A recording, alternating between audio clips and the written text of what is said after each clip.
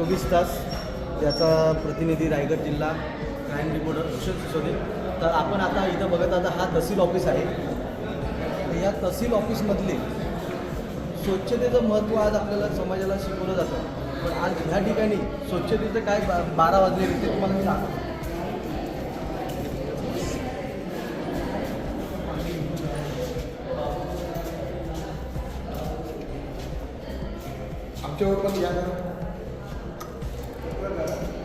तर इथं पाण्याचेही प्रॉब्लेम आहेत आणि अशी ही स्वच्छता ही माणगाव तहसील ऑफिस आहे आणि इथे जे पण लोक नागरिक येत आहेत त्यांना दुर्गंधीचा सामना करावा लागत आहे।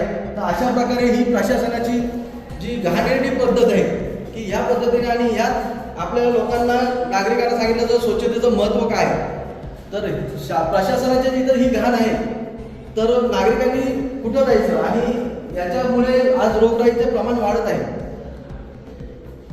हे माणगाव तहसील ऑफिस तालुक्यात आहे, तालुक्याचा तहसील कसा पाहिजे स्वच्छ अशा प्रकारे माणगाव तहसीलची हालत आहे आणि सरकारी योजनांचे पैसे जे नागरिक हैराण नागरिक आहेत इथं येणारा सर्व माणूस कंटाळलेला या गोष्टीला अस्वच्छतेकडे। तर आपण त्यांच्याशीच वार्ता करू की त्यांना काय वाटलं ह्या टॉयलेट बाथरूममध्ये असं अस्वच्छता बघितल्यावर।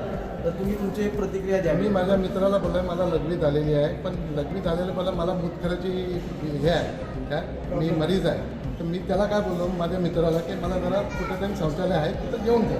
तर जर क्लीन असला तर मी जाईन तिथं, पण मी आता गेलो तर म्हणजे मला ऑक्सिजन घ्यायला मला त्रास झाला।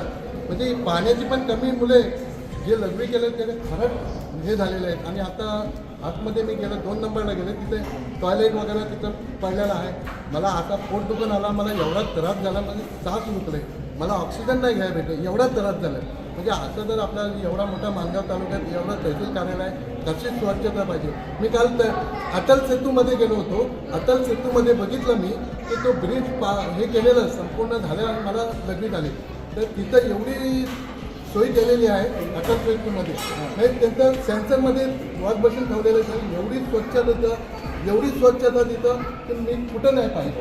तसं माझं स्वप्न आहे की तशी सोय इथं करावी, शासनाने इथं करावी। आता मला जर त्रास आहे कुठल्या लेडीज कुठे जाणार, मी बाहेर जाऊन करू शकता, लेडीज कुठे जाणार, लेडीजसाठी पण अशी सोय करावी एवढी माझी मागणी आहे शासनातून। तर अशा प्रकारे आपण नागरिकांकडून ऐकलेलं आहे आणि ही अस्वच्छता फक्त माणगाव तहसील नाही तर माणगाव सरकारी दवाखाना असू द्या किंवा जेवढे पण ऑफिसेस आहेत तिथं सर्वीकडे हीच परिस्थिती आहे। आणि फक्त माणगावमध्ये कचराच्या निमित्ताने आज पैशाचं गव्हर्नमेंटकडनं पैसा आणतात आणि त्याचा कुठल्याही प्रकारचा वापर करत नाही। माणगावातील नगरपंचायतची पण तीच हालत आहे। धन्यवाद। महाराष्ट्र पोलीस न्यूज 24 साठी क्राईम रिपोर्टर रायगड जिल्हा भूषण सिसोदे।